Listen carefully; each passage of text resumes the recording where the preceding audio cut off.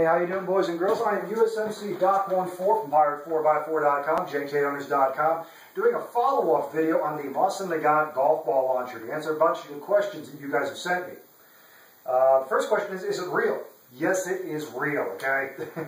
Yeah, it did start life as a bubbified Mosin nagant. If you guys don't know what bubbification is, basically, people trying to sporterize milsurp weapons into some ghetto creations. You should have seen this thing. Follow the link, okay, in the other video, and you'll see what it looked like. Well, anyway, I fixed it, made it into a functional rifle. Then the bore got shot out, wouldn't stabilize a round, and I had to make it into something fun. Hence the Mosin nagant golf ball launcher. So, yeah, it is real. The second question is it legal? Yes, it is legal. It's not a destructive device.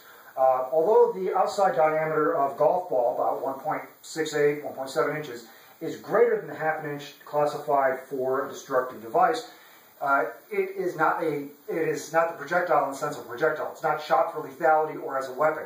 It falls in the same category as a line launcher or a dummy launcher for launching dummies for training retrievers. Okay, so it is legal. Also, I'm not one of those dumbasses that send random fucking letters to the ATF to ask arbitrary questions about questions that have already been asked so I can get an answer to get overruling of rules that have already been set, okay? We already know that the ATF changes their mind randomly, okay, on their rulings. So people need to stop fucking writing letters, okay, especially with this whole SIG brace shit, okay? When it's used as an arm brace, it's a fucking arm brace, okay? Once you use it as a stock, it's a fucking stock. Stop playing these stupid games with the ATF, okay? Let laying dogs lie. Anyway, back on the topic of Mosin. So yes, it is legal. Now, in order to maintain its legality, okay, the main thing is barrel length, because by cutting off the barrel to attach this, it became less than 16 inches. So when I reattached it, it had to be permanently attached. Any of you who build firearms or modify firearms know that minimum length is 16 inches for a rifle. So anything that's attached to the barrel has to be permanently attached. And there's multiple different methods. This is actually threaded and then blind pinned, and then so that it cannot be removed without destroying the device or possibly the barrel. That was pretty much it for legalities. There's no real major 922R violations for those of you who actually build guns. So that was pretty much it. But the other question I've been getting is, where do you get blanks? Well, you can buy blanks. Okay, you can actually buy 7.62 by 54R blanks.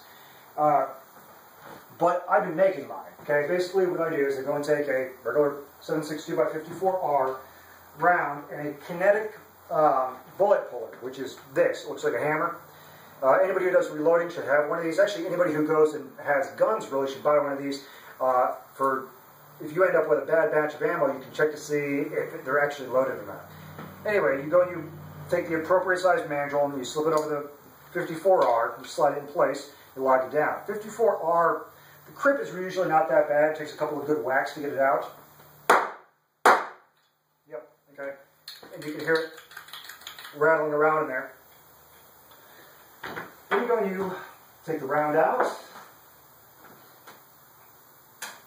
Okay, and what you're going to have, normally I wouldn't be pouring this directly in my hand, but I just want to show you, the round and the powder, okay? Then you go and take,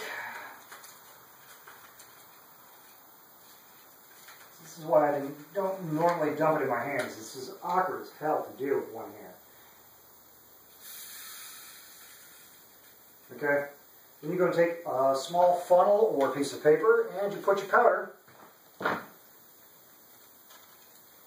back into the case. Your last piece of high-end technical equipment is going to be preparing needing those pliers. What you're going to do is you're going to go and crimp it on two sides. After the neck, you have the neck down here. On the neck, you're going to go and take and put two little dents, okay, one on either side. And then you're going to rotate it 90 degrees. Put two more little dents. So this way you end up with a little star shape. Let me see if I can actually show you from the camera. And probably not. There we go. You can see how it's a little star shape? Okay? Pretty much if you look at the nose of any actual real blanks, you'll see how it's done. And then I go and take and close down my crimps and make them nice and tight for extra badassedness. You need all that pressure in there. So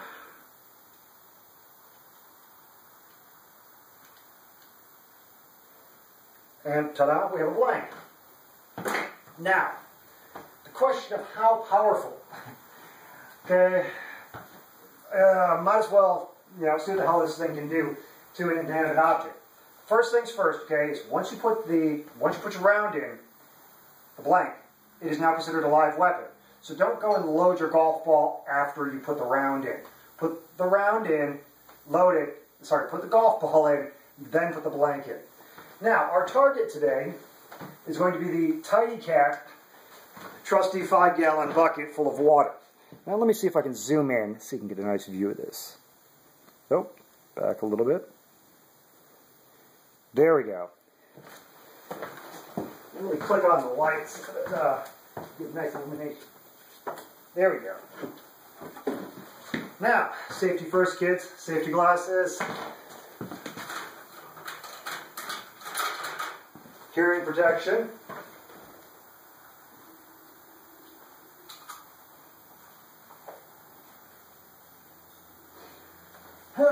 Load my golf ball. Load my blank. Now the blanks don't want to feed normally, so insert them into the chamber first, okay? And then you can go and close the bolt onto it. And aiming at target.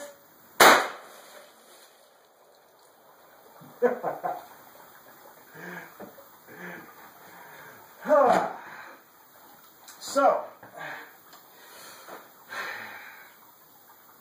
your house will be well protected from 5-gallon buckets full of water. That's, anyway, I'm USMC Doc 14. You all have fun and keep safe. Thanks.